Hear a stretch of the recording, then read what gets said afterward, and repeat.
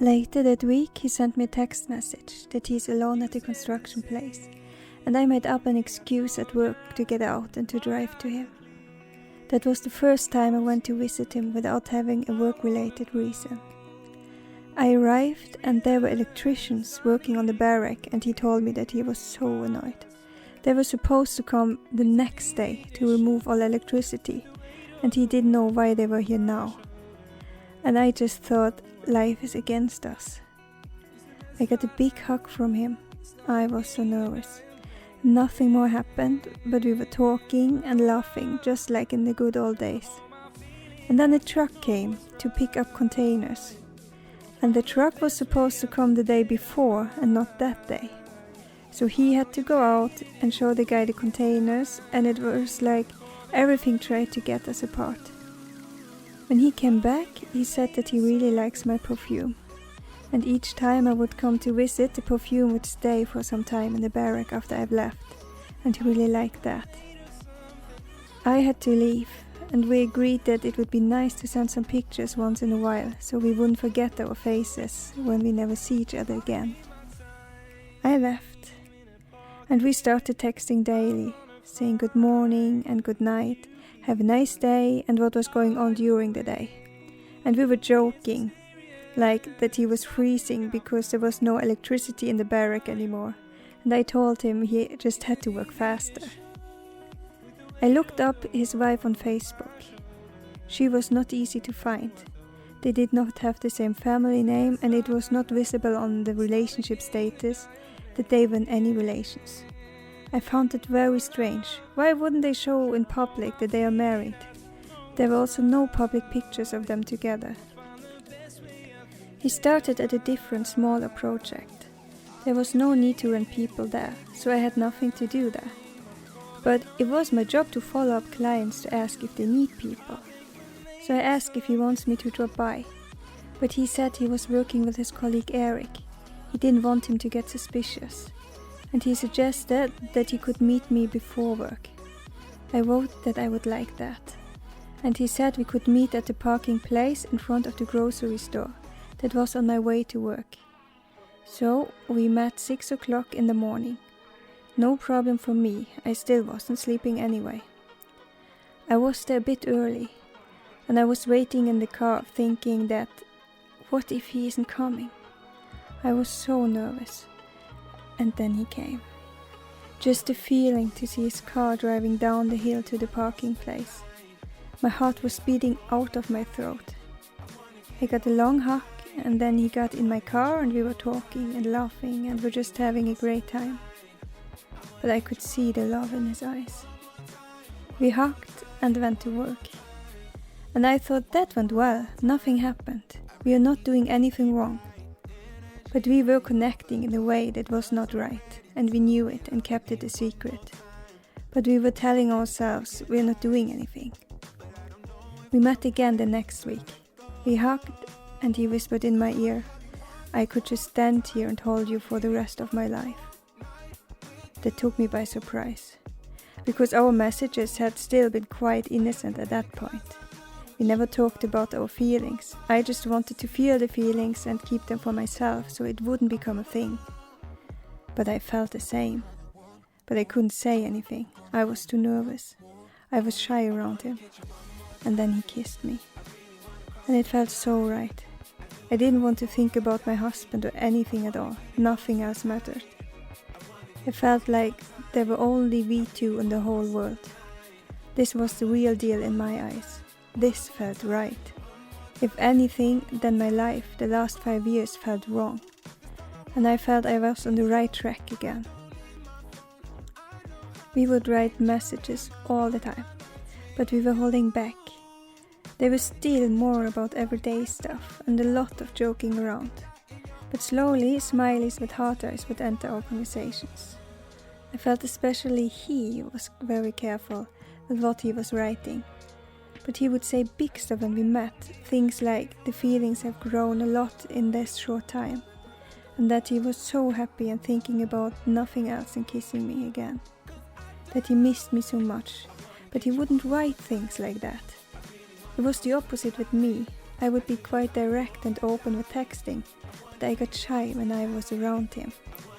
I got a bit suspicious, because it seemed he knew exactly what to say to me, but careful with writing so there would be no evidence, like if he knew what he was doing, if I was not the first affair.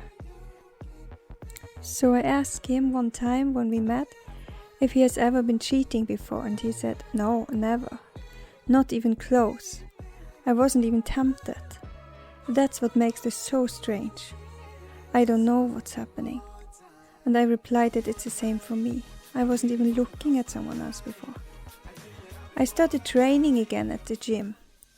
I just had too much energy and needed somehow to get rid of it. Walking for hours wasn't enough.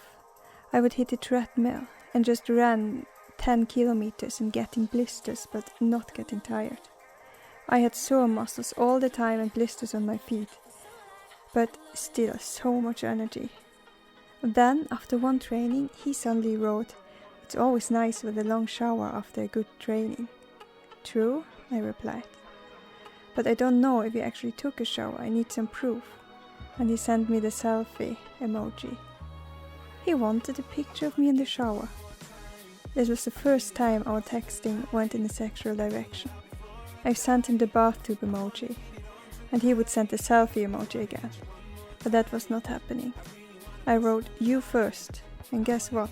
That was not happening either. But the door for inappropriate messages was open now. One of the times I was on a walk, I wrote him, "I'm listening to a great song. Just makes me want to move my hips and maybe sit on someone's lap." And he replied, "I have a free lap." And I said, "Yeah, but your pockets are full of nails. It would be life-threatening for me. And luckily my car is too small, not possible there, so no danger." And then we met the following week. He kissed me and he said, "When you sent me that text last week, I didn't know what to do with myself. You made me so crazy." And he pulled me on his lap. "I've cleaned out my pockets," he said. And we were making out. It was so hot. But we never went downstairs though. I told him that I would always be so happy when I drive past the store where we used to meet. And he said, "Only this store? I get excited in every store of this chain and can't stop thinking of you." When I arrived at the office, he sent me a picture of him smiling. And you could just see the love in his eyes. I was melting.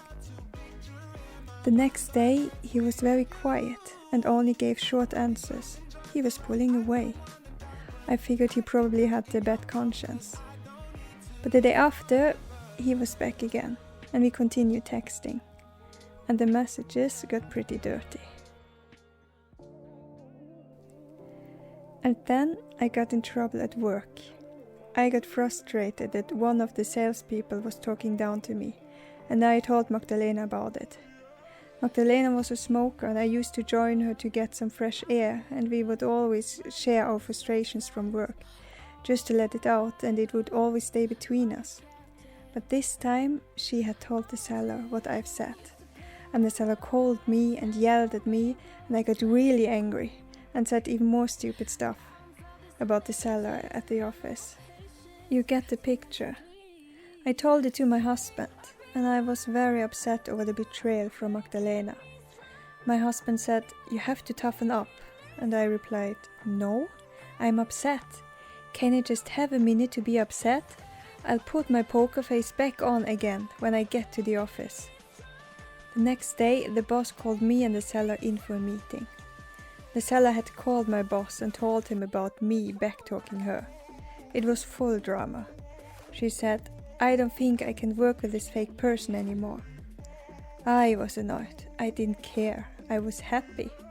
I felt like nothing in the world could get to me. I replied, "I'm sorry that I said this. This was unprofessional of me, but I meant it. I was frustrated because of the way you talked down to us. And then it just came out. I shouldn't have said it. It was unprofessional." I didn't care what she was thinking. I wasn't really fond of her anyway. But that Magdalena told her, that really pissed me off. I trusted her. I never told anyone when she was complaining about someone. but I was really surprised how tough I was in the meeting. I'm usually not like that. The seller started treating us with more respect, and I was making an effort to be nice as well, and things got actually better between us. But Magdalena got a cold shoulder from me. She asked many times if I was okay, and I replied I have no problem working with her, implying that the friendship was over. She would ask many times if I want to join her for a cigarette, but I just answered nope each time. I also used to water all the plants in the office, but I stopped watering her plant.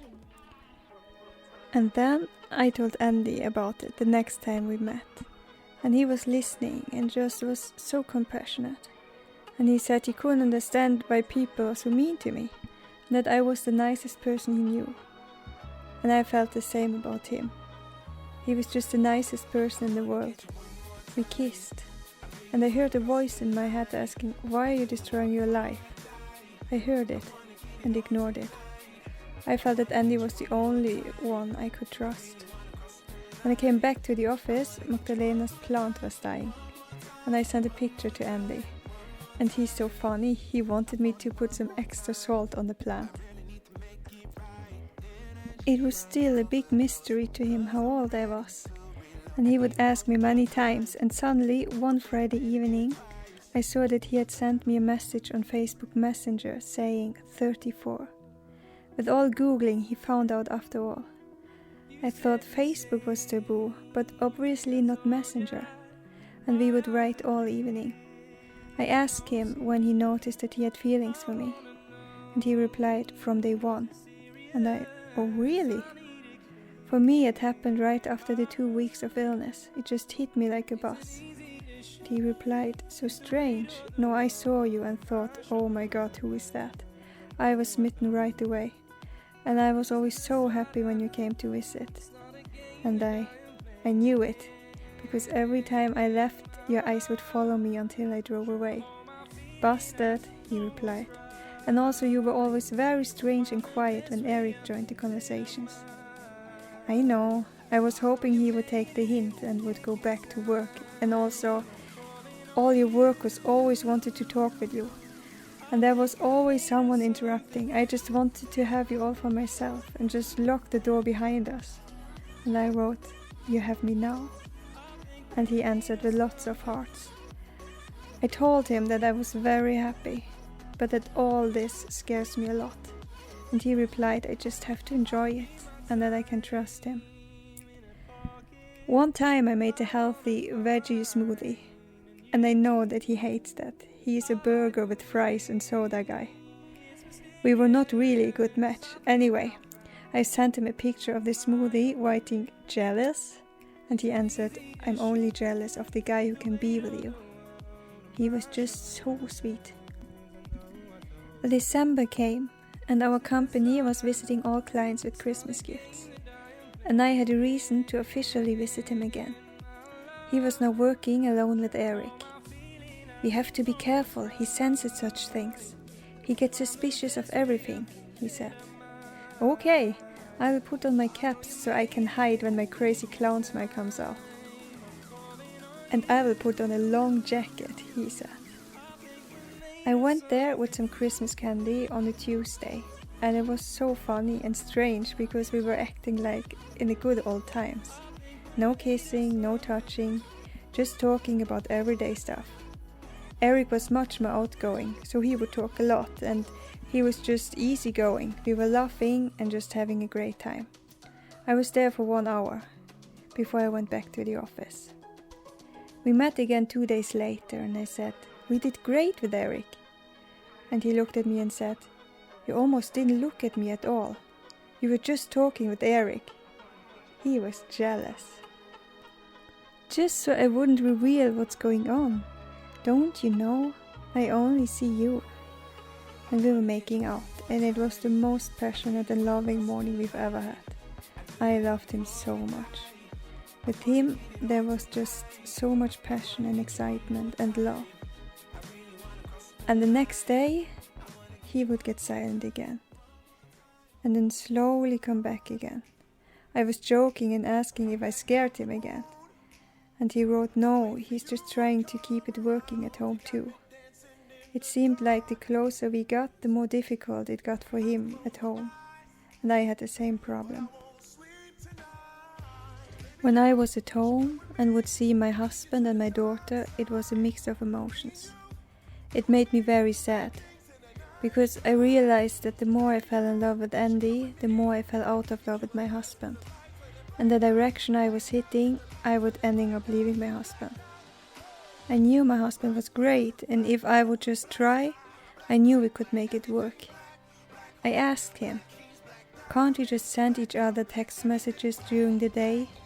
Just letting the other know what we're doing, staying connected?